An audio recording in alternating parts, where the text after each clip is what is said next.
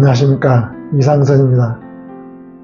오늘은 법인자산 유동화 절세 전략 컨설팅 사례 강의 중 일부를 올려보도록 하겠습니다. 많은 대표님을 만나면 미처분 이익잉여금이 많이 쌓여있는 사례가 있는데요. 이 미처분 이익잉여금은 주식 가치 평가할 때 주식 가격을 끌어올리는 역할을 합니다. 그래서 결국은 상속세 및 증여세를 많이 납부하게 되는 영향을 미치기도 하는데요.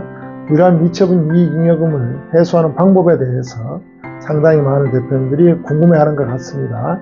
그 내용 중 일부가 바로 자기 주식을 활용해서 미처분 이익잉여금을 해소하는 방식이 있는데요. 자기 주식을 활용하는 방법에 대해서 영상을 정리해서 올려보도록 하겠습니다. 오늘 1시간 반 동안 고생해주신 이상선 박사님 모시겠습니다. 한 박수 부탁드리겠습니다. 오늘은 박수 소리가 너무 커서 기분 좋게 강의가 될 것 같습니다. 오늘 법인자산 유동화 전략 컨설팅 사례를 가지고 왔는데요.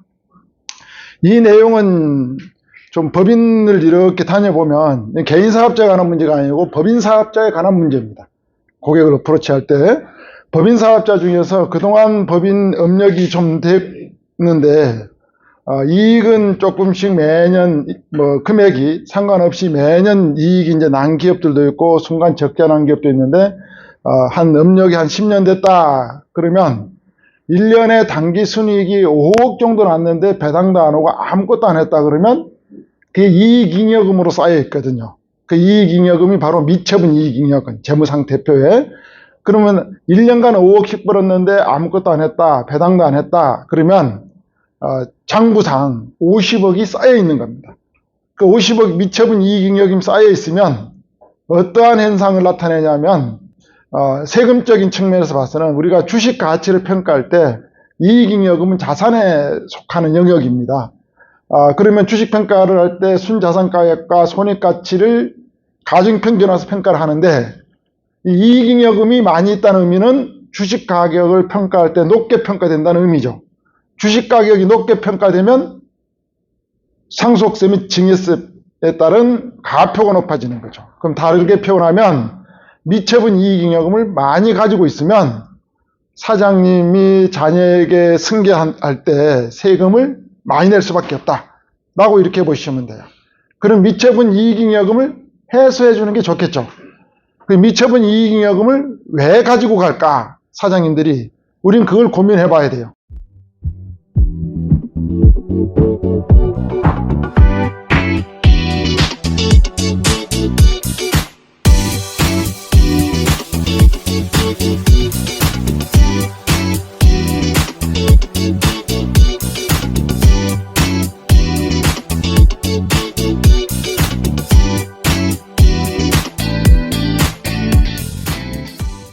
가져가는 이유가 있다는 거죠.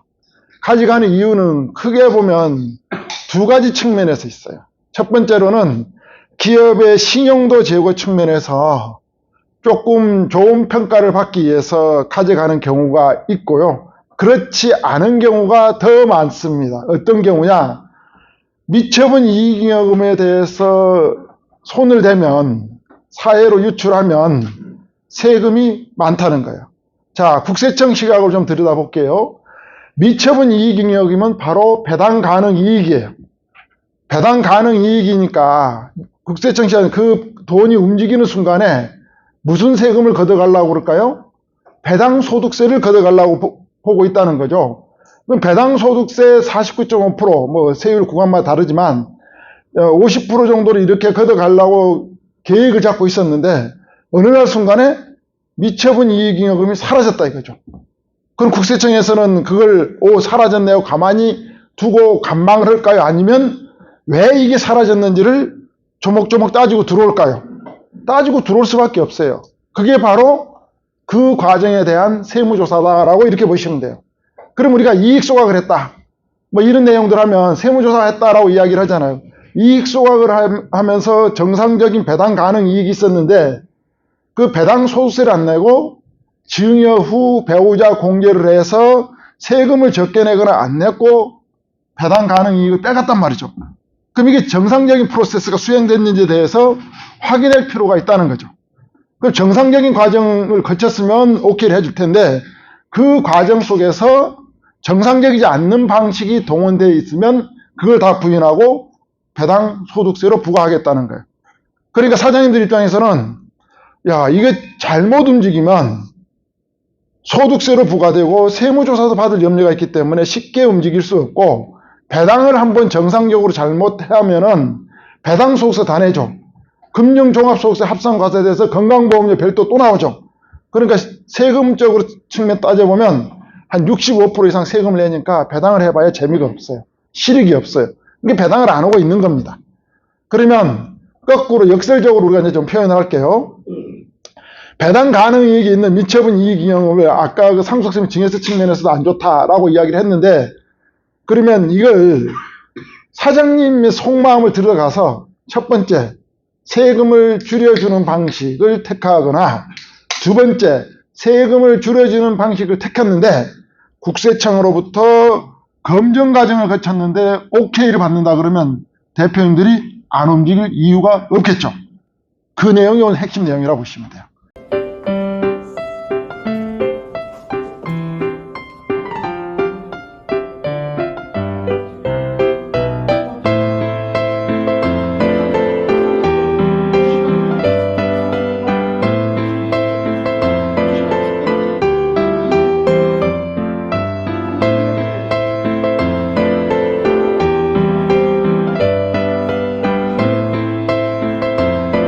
이제 자기주식이라는 개념을 좀 알아요. 주식이에요, 주식. 법인사업자는 다 뭘 가지고 있냐면 주식을 가지고 있어요, 주식. 주식을 가지고 있기 때문에 주식은 바로 뭐냐면 돈입니다. 돈, 재력이에요, 재력. 주식은 바로 재력, 돈이다. 라고 이렇게 보시면 돼요. 그럼 돈은, 주식은 돈이니까 화폐 가치가 있는 거예요. 환산이 가능해요. 화폐 가치로 바꿀 수 있다는 주식은. 주식은 양수도가 가능해요. 유가증권이에요. 사고, 팔고가 가능해요. 그럼 주식을 사고 팔 때는 주식을 팔았다 그러면 돈으로 바꿀 수 있다는 거죠. 그래서 주식 가치가 얼마냐를 이제 따져볼 줄 알아야 되고요. 그럼 주식을 팔 때는 어떠한 방식으로 팔아야 되는지, 또 얼마에 팔아야 되고, 또 세금은 어떻게 되는지에 대해서 구조를 이해해 볼 필요가 있습니다. 이 자기주식이라고 그랬는데요. 자기주식이 뭐냐? 우리 회사에서 발행을 해서 내가 가지고 있어. 사장님이나 사장님 특수관계자들이 가지고 있으면서 다시 회사에서 사들여 주는 거예요. 그걸 보고 자기주식. 상장법인들도 자기가 발행한 주식을 자기가 사들인다는 공시를 많이 하죠. 자기주식 취득 공시 많이 하죠. 그럼 비상장법인은 자기 주식을 취득할 수 있을까요? 취득할 수 있습니다. 똑같습니다. 상장법인도 공시하잖아요. 비상장법인도 공시를 해야 돼요. 자기 주식을 취득할 때는 공시를 하는 겁니다. 대부분 다 특수관계자들로 구성되어 있기 때문에 특수관계자들끼리 거래를 하기 때문에 자칫 잘못 거래하면 세금에 대해서 리스크가 발생될 수 있다는 게 그게 이제 리스크 관리만 잘 하시면 된다는 거예요. 자기 주식은 이제 사고 팔 수 있다. 자기가 발행한 주식을 취득하는 걸 보고 자기 주식이다라고 이렇게 보면 되고요. 이 자기 주식에 대해서는 이제 과거에는 엄격하게 통제를 했습니다. 그런데 상법이 개정되고 난 2010년 이후부터서는 자기 주식 취득에 대해서 배당 가능이 있으면 거의 다 취득이 가능하다 보시면 돼요. 자기 주식 취득은 이렇게 취득하라고 상법에 나와 있어요. 첫 번째 뭐냐면 배당 가능 이익이 있어야 돼요. 배당 가능 이익. 미처분 이익 잉여금이 있다 보시면 돼요. 어렵게 뭐 더하고 빼고 뭐 순자산에서 빼서 뭐 이렇게 하지 마시고 여러분들은 간단 명료하게 대표님 재무상태표를 봤을 때 미처분 이익 잉여금이 있다. 그러면 자본금이 있다. 미처분 이익 잉여금이 50억인데 자본금이 5억이다. 그러면 미처분 이익 잉여금 50억 빼기 자본금 45억이 배당 가능 이익이다. 라고 이렇게 그냥 단순하게 간단히 정리하시면 돼요. 그리고 배당 가능 이익 범위 내에서 취득하도록 되어 있어요. 두 번째 조건은 뭐냐? 각 주주가 가진 주식 수에 따라 균등한 조건으로 취득해야 돼요. 그럼 균등한 조건으로 취득해야 되는데 이런 게 있을 수 있죠. 사장인 아버지가 주식을 갖고 있고 아들이 주식을 가지고 있고 이제 배우자가 주식을 가지고 있을 수 있어요. 근데 여기서 아들하고 배우자 주식은 손을 안 대고 아버지 주식만 취득했어요. 자기 주식으로. 그럼 이게 균등한 조건일까요? 아닐까요? 균등한 조건이 아니에요. 그럼 이거는 입에된다는 거죠. 그런데 아버지만 주식을 취득해도 균등한 조건이 되는 방식이 있다는 거죠. 아버지만 주식. 근데 그 과정을 아버지만 취득해놓고 그 프로세스를 정당하게 밟지 않으면 입에되는 방식이라는 거예요. 그런데 아버지만 자기 주식을 취득해도 정당한 방법으로 가는 프로세스를 밟으면 균등한 조건이라는 거예요. 과연 이 균등한 조건이 모든 주주에 따라서 비율적으로 다 사야 되냐? 우리 자본주의 국가인데 아들은 내가 끝까지 주식을 갖고 있고 싶어요. 근데 아버지가 주식을 취득한다는 목적으로 내 주식을 뺏길 이유가 있어요, 없어요? 그게 없습니다. 그럼 뭐냐? 다만 그 아들한테도 기회를 줘야 돼요. 기회의 균등입니다. 아들한테도 너도 주식을 팔 기회를 줘야 된다는 거예요. 그게 어디가 나와 있냐면요. 각 주주가 가진 주식 수에 따라서 균등한 조건을 취득하는 것으로 하는데 그 방법은 뭐냐? 대통령령으로 정한다라고 돼 있어요.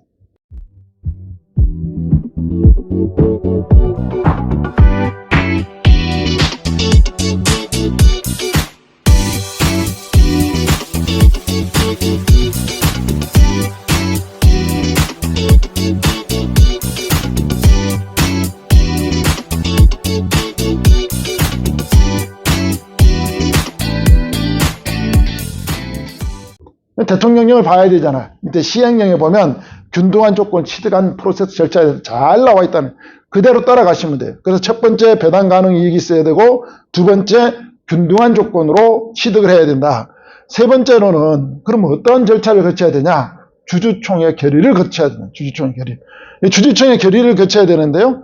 주주총회 결의를 할 때 어떤 항목을 결의를 해야 되냐? 결의해야 될 항목이 세 가지라는 거예요. 취득할 수 있는 주식의 종류와 수. 자, 취득할 수 있는 주식의 종류와 수란 무슨 말이야? 회사에서 종류란 보통주를 취득할 거냐, 우선주를 취득할 거냐. 그걸 정하라는 거죠. 몇 주를 취득할 거냐, 라는 걸 정하라는 겁니다. 주주총회에서. 두 번째로는 취득 가액의 총한도를 정하라는 거예요. 무슨 말이야? 30억 한도를 취득할 건지, 50억 한도를 취득할 건지를 총한도를 정하라는 거고요. 세 번째로는 그럼 취득할 수 있는 기간을 정하라는 겁니다. 취득할 수 있는 기간은 언제냐? 1년을 초과하지 않는 범위 내에서 지정을 해서 정해야 된다는 이 세 가지를 주주총회에서 결의를 하고 다만 이사회 결의로 배당을 할 수 있다고 정관으로 정하고 있는 경우에는 이사회 결의로도 가능합니다. 그럼 이 균등한 조건에 대해서 좀 말씀드릴게요. 취득 방법에 나와 있는데 회사가 모든 주주에게 자기 주식의 취득의 통지 또는 공고를 해 주식을 취득하는 방법이 균등한 조건이에요. 그러면 구체적으로 보면 회사가 자기 주식을 취득하려고 하면 이사회 결의를 통해서 이러한 항목을 정해야 돼요. 균등하게 취득 조건 이사회 결의할 때마다 균등하게 정해야 된다라고 이사회에서 정하라는 거죠. 그게 뭐냐? 자기 주식의 취득 목적, 왜 취득하냐? 감지하려고 하냐? 아니면 스톡 옵션, 뭐 우리 사주 이런 게 교부하기 위해서 하냐? 이런 내용들을 다 정해야 되고요. 취득할 수 있는 주식의 종류와 수, 좀 전에 설명드렸어요. 그 다음에 세 번째로는 한 주를 취득하는 대가로 교부할 금전 가액, 한 주당 5만 원을 취득할 건지, 한 주당 10만 원을 취득할, 그런 비상장 주식 가치 평가에 따라서 평가 금액으로 그 금액을 정하면 됩니다. 그리고 이 돈을 현금으로 줄 건지 대가를 아니면 종신보험 증서로 줄 건지 아니면 회사에서 보유하고 있는 부동산으로 줄 건지를 정하는 겁니다. 그리고 현물로도 줄 수 있다는 거예요. 그러면 여기서 자기 주식을 취득할 때 종신보험이 이제 만기된 게 있을 수도 있고 또는 연금보험이 만기되는 것도 있을 수 있잖아요. 이걸 회사에서 계속 가져갈 수도 있지만 자기 주식 취득하면서 대가로 유가증권이니까 줄 수도 있다는 의미입니다. 현금도 줄 수 있고 그리고 가장 이걸 흔히 많이 빠뜨리는 경우가 있어요. 앞에 거는 잘 지켜요. 대체적으로 보면 이사회 결의 제가 보면 20일 이상 60일 이내 범위에서 주식을 양도할 수 있는 신청 기간을 줘야 됩니다. 무슨 말이냐면 이 각 주주에게 다 통지를 해줘야 되는 기간을 줘야 20일에서 60일 사이는 줘야 됩니다. 근데 팔래 말래를 고민할 수 있는 시간을 주라는 거죠. 근데 20일에서 60일까지 기간을 줬는데 의사표시를 안 해요. 그럼 기회를 균등하게 준 걸로 봅니다. 그러면 줬는데 똑같이 주주가 5명이 5명 다 똑같이 20일, 60일 기간을 줬어요. 그런데 A 주주는 나는 팔래라고 하면 서면으로 회사에다가 나는 팔겠다는 의사표시를 해주면 돼요. 한 사람은 팔겠다는 의사표시를 했죠. 나머지 3사람이 안 했어요. 기간이 도가 됐어요. 그러면 그 한 사람 주식만 사줘도 되는 겁니다. 이 과정이 있었냐 없었냐가 핵심 내용이라는 거죠. 그러면 언제까지 통지를 해줘야 되냐? 언제까지? 양도 신청일이 시작되는 날, 예를 들면 7월 1일부터 양도 신청을 하라라고 7월 1일부터 2달을 줬다. 9월 30일까지. 그럼 언제까지 주주한테 도달을 해야 되냐? 2주 전에 도달을 해야 돼. 그럼 언제까지? 6월 15일까지 도달을 해야 된다는 거예요. 이러한 세밀한 과정들이 누락되는 경우들이 되게 많습니다. 현장에 가보면. 그럼 이거 뭐냐? 과세관청에 봐서는 균등한 조건 취득하지 않은 거 아니냐? 근데 대표한테만 자금 지원 목적으로 한 거 아니냐? 라고 해서 과세가 되는 거예요. 이게 제대로 알고 제대로 잘 이행을 하면 상법 절차가 입에 됐다는 소리를 안 합니다. 근데 여기는 지금 이 절차를 안 하니까 그대로 날짜 준수하지 않고 그러니까 상법 절차가 입에 됐다라고 지적하는 경우들이 많이 있다라고 이렇게 보시면 돼요. 그럼 제가 보면 이런 경우가 있어요. 대개 보면 연말 되면은 막 이런 걸 하자라고 해서 많이 진행하시는 경우가 있는데 대부분 이 절차 안 지켜요. 20일에서 60일? 그럼 최소 자기주식 취득하려면 며칠 정도가 소요가 돼요. 역사 넣으면 되겠죠. 최소 20일. 앞에서 15일 전에 가야 되죠. 그럼 35일이죠. 최소. 이사회 절차 주주총회 소집 공고 2주 더 벌면 35일에서 또 15일 벌면 50일. 최소 60일 전에는 진행이 돼야 되는 거예요. 스토리가.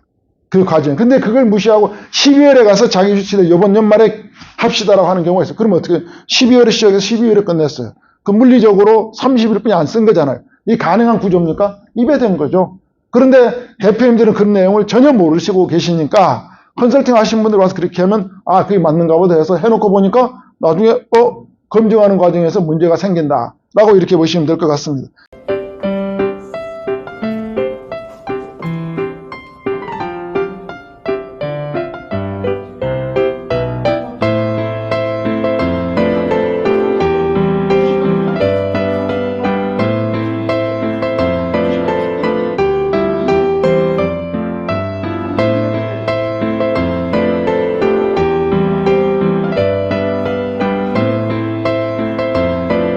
상법 절차를 준수했냐 안 했냐는 뭘 갖고 체크하겠습니까? 이 내용을 가지고 체크를 합니다. 여기서 누락된 내용이 있거나 패스한 내용이 있으면 상법 절차를 준수하지 않았기 때문에 균등한 조건으로 주식을 취득하지 않았기 때문에 이거는 무효다라고 이야기를 할 수가 있다는 겁니다. 자, 그럼 주식을 이제 양도 신청하는 경우에는 기간을 줬잖아요. 20일에서 60일. 그러면 양도 신청한 날 중간중간 다 이렇게 양도 일자를 보느냐? 그게 아니라 양도 일자는 양도 신청 기간이 끝나는 날이 성립이 된다는 거예요. 양도 신청 기간이. 그 9월 30일까지라고 지정했으면 7월 1일부터 9월 30일까지 지정했으면 9월 30일이 양도 신청 기간이 끝나는 날, 이때가 계약 성립 시기다라고 이렇게 보시면 될 것 같습니다. 이게 바로 균등한 조건으로 취득하는 방식이다라고 이렇게 보시면 될 것 같습니다. 그럼 자기 주식에 대해서 좀 이제 보면 자기 주식은 의결권이 없어요. 의결권이 없어요. 두 번째는 발행 주식 총수에도 산입되지 않아요.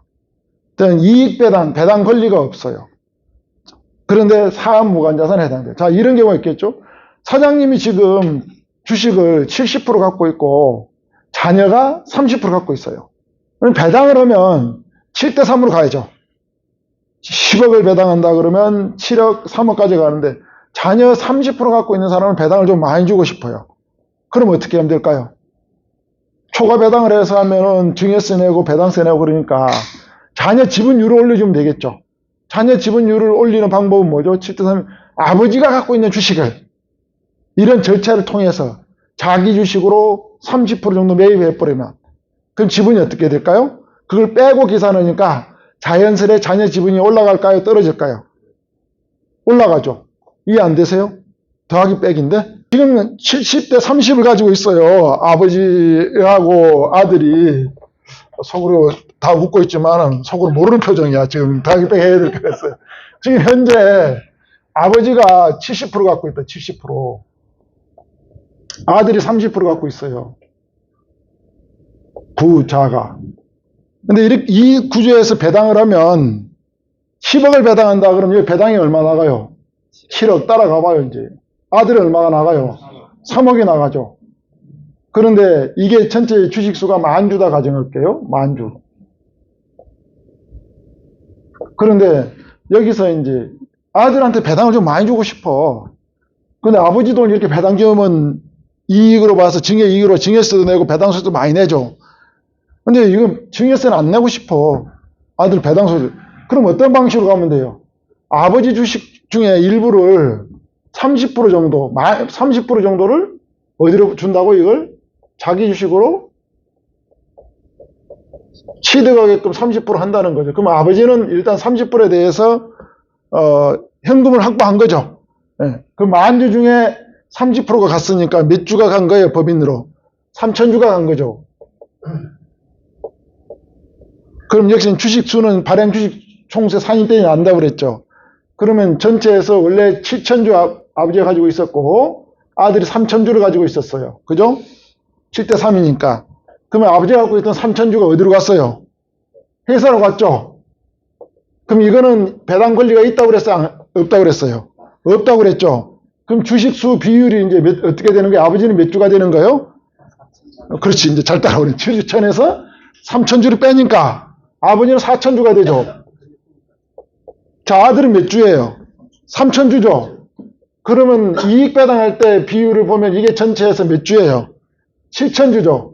7,000주에 배당을 하니까 7,000주에서 3,000주는 몇 프로예요? 암산을 하니까 또 어려워지지. 몇 프로예요? 응?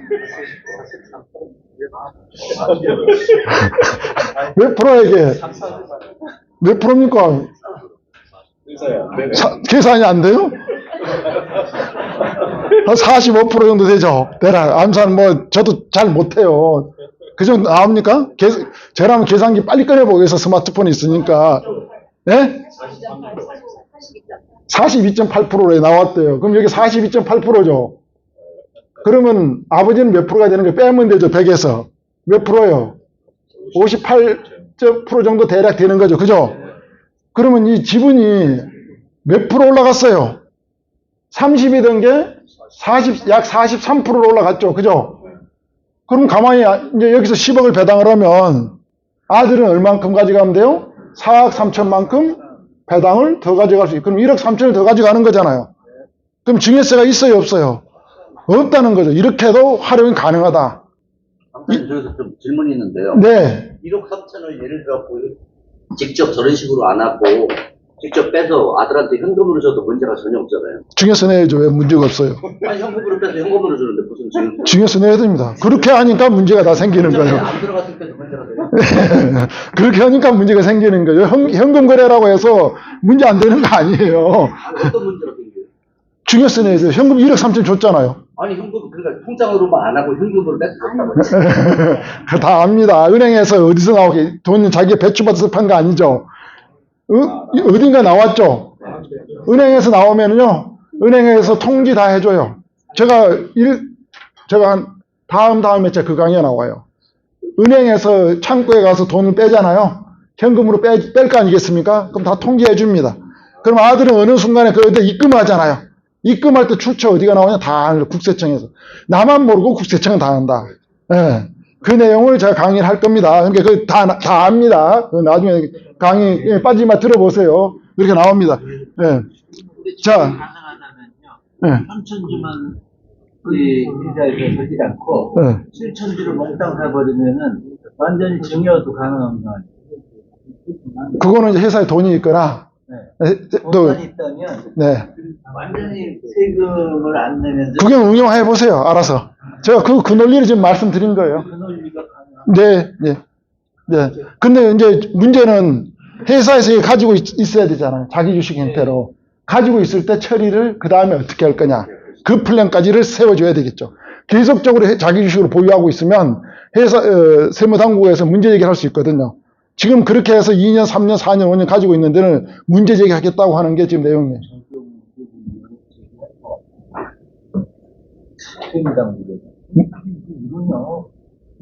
그거는 앞에서 절차를 밟아줬으니까요.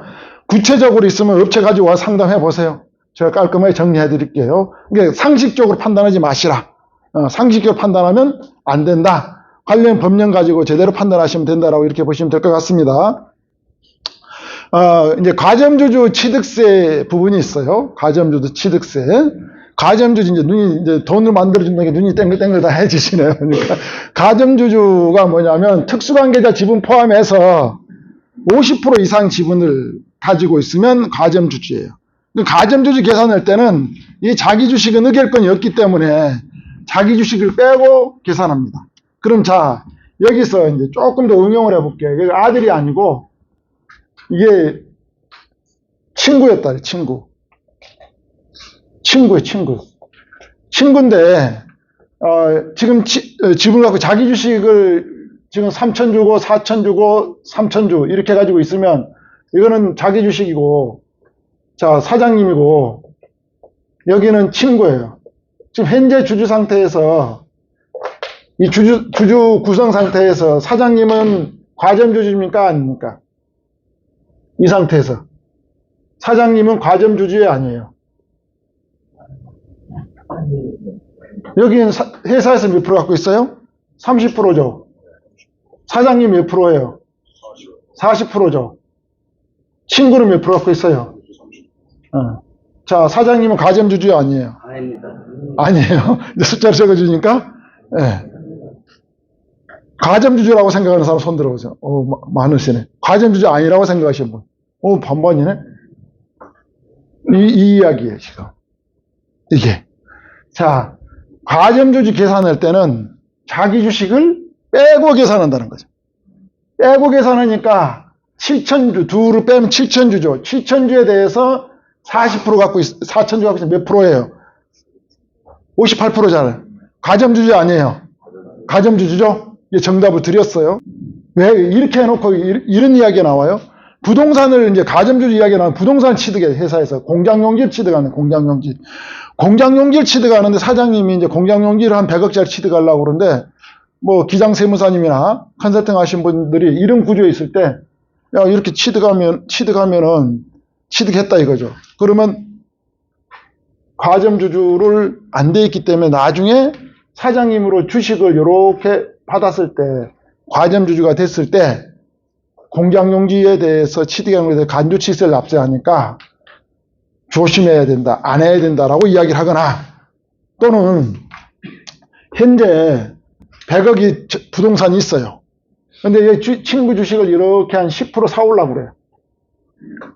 사오려고 그러니까 사장님이 세무사님이나 컨설팅 깜짝 놀라면 10% 사오면은 바로 이제 40에서 50% 되니까 가점주주가 되니까 100억짜리 부동산이 있다 그러면 얼마가 50% 바로 늘어난 걸로 봐요. 50% 늘어났으니까 얼마 늘은 거에 사장님 취득이 간주한 게 50억이 취득된 거죠.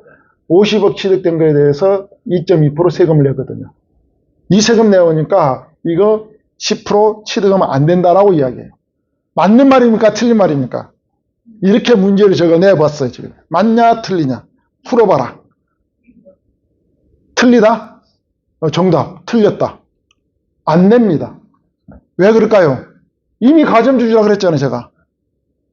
이미 자기 주식을 빼고 계산했어야 되니까 이미 가점주주잖아요, 이미. 이미 58% 갖고 있잖아요. 그럼 뭐만 내면 되겠어요? 증가분만 내면 돼요, 증가분만. 10% 증가분만 내면 된다는 거예요. 10% 증가 100억에 10%니까 10억에 대해서 2.2%만 내면 된다는 거죠. 그런데 이렇게 이야기를 해가지고 사장이 벌벌벌 떨고 있는 경우도 이 경우에 제가 보여드린 경우가. 그러면 무슨 말이냐면 이 논리를 잘 알면 이미 사장님은 가점주주이기 때문에 부동산 취득해도 자기 주식 빼고 했기 때문에 늘어나는 증가분만 된다. 가점주주인지 아니냐, 이게 또 중요해진 게 뭐가 중요해요? 가압승계할 때도 중요해지죠. 50% 이상, 작년까지. 올해는 40%지만 50% 이상 갖고 있었어라고 했는데, 근데 얘가 지금 40% 갖고 있으니까 됩니까? 안 됩니까? 안 된다고 그러잖아요. 그때도 이걸 빼고 계산해요. 이미 그 몇 프로 갖고 있었던 거예요? 58% 갖고 있는 거잖아요. 이해되셨죠? 가점주식 계산할 때는 자기 주식을 빼고 계산해야 된다. 그러면 이게 간주치익세 문제하고 같이 다 연동이 돼서 간다라고 이렇게. 그럼 이 대표님 같은 경우는 여기 이천에 있는 회사였거든요. 이천에 있는 회사였는데 반도체 하이닉스에 이렇게 하는 회사였는데 설립비를 확장해야 되는 상황이었었어요. 그러니까 똑같은 이야기예요, 지금. 지금 현재 대표님이 49.2%를 갖고 있다. 그런데 지금 그 새롭게 투자를 해서 부동산을 한 350억 정도 시설 투자를 하려고 했거든요.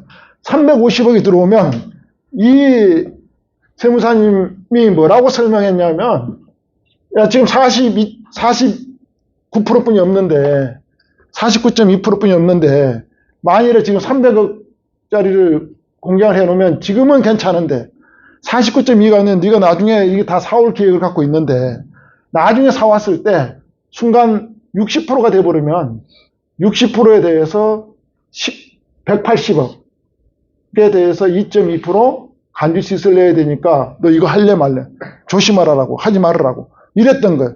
이 상황에 제가 만났어요. 이미 사장님은 자기 주식을 빼면 77.6%예요. 77.6%를 이미 갖고 있는데 지금 왜 가점주주에 대한 이슈가 나오느냐.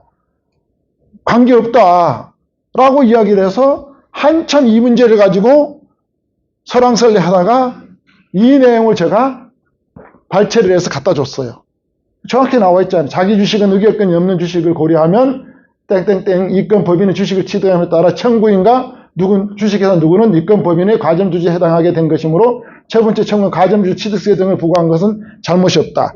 이걸 빼고 부과를 한다라고 이렇게 계산이 다 나와 있다. 그래서 이런 내용들을 잘 알고 아주 조금만 관심 가지면 대표님들하고 대화할 때 상당히 유리한 위치에서 대화할 수 있다라고 이렇게 보시면 됩니다. 아까 좀 전에 이제 제가 30%를 취득해서 줬을 때 대주주로부터 취득한 자기주식 취득가액을 업무무관 가질권을 부과 과세 처분한 잘못이다. 좀 전에 질문하셨죠. 문제 제기할 것 같은데 업무무관 가질권으로 봐서 과세할 것 같은데 근데 이게 실제로 과세를 했어요. 근데 절차 정당성 잘 목적대로 잘 진행을 했는데 자기 주식을 취득한 것에 대해서 대표님이 업무무관 가질권을 본 것은 잘못됐다라고 조세심판원에서 이렇게 해놓은 사례들도 있습니다. 절차의 정당성을 잘 가져가면 좋다라고 이렇게 보시면 되고, 단 국세청 입장은 조금 더 상반되겠죠. 같이 보여드릴게요. 국세청에서는 주주에게 자금 지원 목적 없이 상법에 따라 주주로부터 자기 주식 취득은 가지입금이 아니나 자기 주식 취득 목적, 취득 후 재매각 등을 종합해서 사실 판단할 사항이다 라고 되어 있어요. 오랫동안 보유하고 있으면 안 돼. 여기서 취득했는데 갑자기 감자를 했어요. 소각처리를 했다. 그러면 다른 세금을 부과하겠다는 거죠. 그러니까 취득 목적대로 잘 움직여 가야 된다라고 이렇게 보시면 될 것 같습니다. 그래서 자기 주식 이용 부당 자금 대여는 사후 검증하겠다라는 게 법인세 신고할 때 국세청 안내장에 항상 이렇게 들어옵니다. 그래서 잘 진행하면 약이 되는데 잘못 진행하면 과세당국으로부터 이렇게 관심을 받을 수가 있다라고 이렇게 보시면 되고, 이거는 이제 업무무관 가입금에 대해서 판례예요, 판례. 자기 주식 취득했는데 여기 사장님이 졌습니다. 진 사례예요. 근데 결론은 뒤집어졌어요. 제가 작년까지 강의할 때는 사장님 진 것까지만 강의를 해줬어요. 근데 제가 강의하고 나서 이제 업데이트를 봤더니 사장님이 대법원 가서 이겼더라고요. 결론은 이긴 거예요. 제가 봤던 이 사건을 계속 추적해 왔던 거는 저도 초미의 관심사였어요, 이게 뭐였냐면 자기 주식을 취득했는데 상법 절차가 위배됐어요. 아까 좀 전에 보여드렸던 내용 있잖아요. 주주에게 통보해주고 이사에 결의해야 될 항목이 있고 이런 내용을 했는데 이 회사는 어떻게 했냐면 첫 번째 결의를 다 했는데 이 주주에게 통지해 줄 때 항목을 누락해서 통지를 해줬어요. 그럼 상법 절차에 위배됐다라고 국세청에서 문제 제기를 한 거예요. 그런데 그 주주총회 참석자를 봤더니 전원 참석을 했어요. 전원이 다 알고 있다는 거죠. 다 내가 알고 있는 사실을 통지를 누락되고 받았다고 해서 그게 과연 기획 등 사전에 공지 안 해줬다는 게 논리를 잘못된 논리라 볼 수 있을까? 이건 아닌 것 같은데, 왜냐하면 내가 주주총회에 참석하지 않은 주주가 있었다 그러면 그 주주에게는 당연히 모든 사항을 다 통계해 줘야 되는데, 내가 이미 주주총회 참여 내가 의결을 했어요. 그런데 내한테 문서로 올 때 그게 누락됐다고 해서 그게 과연 기획긴등에 입에된 주주통지 의무를 이외됐다고 볼 수 있을까? 여기 좀 다툼의 소지가 있겠다. 국세청은 그걸 문제있다 봤죠. 여기에 대해서 제가 관심을 가졌던 거. 두 번째 관심 포인트는 제가 뭐였냐면 배당 가능 이익이었어요. 이 회사 재무상태표에는 배당 가능 이익이 다 있었습니다. 배당 가능 이익이 있었는데 자기 주식 취득한 대금을 지급할 때 돈이 없었어요. 회사에가. 그래서 어떻게 대출을 받아서 줬어요. 대출을 받아서 줘서 지급을 했기 때문에 배당 가능 이익이 없었다라고 국세청은 본 거예요. 그러니까 자본 충실 원칙에 위배됐다. 배당 가능 이익이 없는데 자기 주식 취득했으니까 이게 무효다라고 봤어요. 자, 그러면 제가 여기서 이제 관심을 봤던 거는 반드시 이게 배당 가능 이익이 현금으로만 있어야 되냐는 거죠. 뭐 비품으로 들어가 있을 수도 있고 부동산도 있을 수 있고 그런데 유동성이 안 돼서 일시적으로 대출을 받아서 지급했다고 해서 이게 과연 자본 충실 원칙에 위배됐을까? 라는 이제 의문을 가졌던 거예요. 근데 국세청이 자본 충실 원칙에 위배됐다. 장부 자체가 허위 장부라고 본 거죠. 그런데 이미 수년 동안 국세청에서 허위라고 이렇게 지적하지 않고 배당 가능 이익이 단기 순이익 난 거에 대해서 법인세 다 걷어갔겠죠. 그때는 아무 말 안 하고 있다가 지금 와서 이거 문제 제기한다? 좀 이상하다? 이 사건 추세를 한번 지켜보면 좋겠다 그래서 제가 끝까지 이걸 봤던 거예요, 이걸. 봤더니,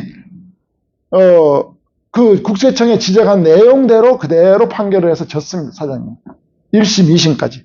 다 졌어요. 보시면, 주주총회 해체에서 이제 누락됐다는 거, 이런 것들을 쭉 있어야 되니까 취득 목적, 교부 대가, 산정 방법, 이런 시기, 이런 결의를 해서 해야 되는데, 이 내용을 통계해 주지 않아서 주주평등 원칙에 위배됐다라는 거, 이제, 그것 때문에 이제 잘못됐다. 상법 절차.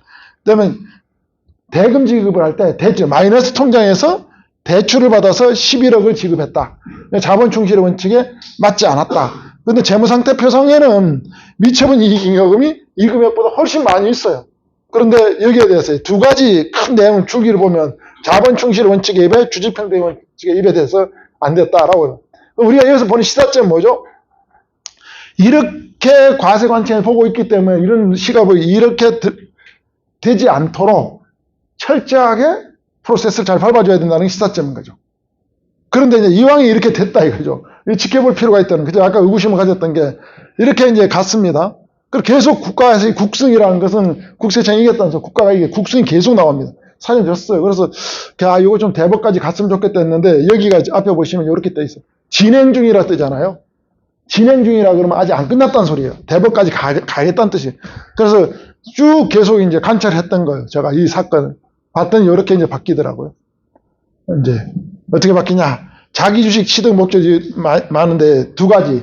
이사의 결의사항 일부 누락 통지한 것이 주주의 공평한 양도기에 침해되지 않았다라는 거고요. 두 번째, 배당 가능 이익 범위 내 자기 주식 취득을 한 것을 회사가 보유하는 현금이 아니다. 차입금으로도 취득 가능하다. 배당 가능 이익이라면 미처분 이익입니다로 대법원에서 이렇게 해서 최종적으로는 사장님이 이겼습니다. 그러면 사장님이 그 과정 속에 상당히 많이 피곤했겠죠. 그리고 사장님을 이렇게 피곤하게 만들어서 결국은 이겼지만 누구 잘못일까요, 이거? 컨설팅 한 분이 잘못한 거예요. 이렇게 가지 않아도 될 상황을 어렵게 끌고 갔다는 거죠. 그럼 우리는 사장님이 어려운 상황에 빠지도록 컨설팅을 하면 안 된다는 시사점을 제가 말씀드리고 싶은 겁니다. 이거 결국은 이겼지만 그 과정에서 사장님을 매우 불편하게 만드는 사건이다 라고 이렇게 보시면 될 것 같습니다.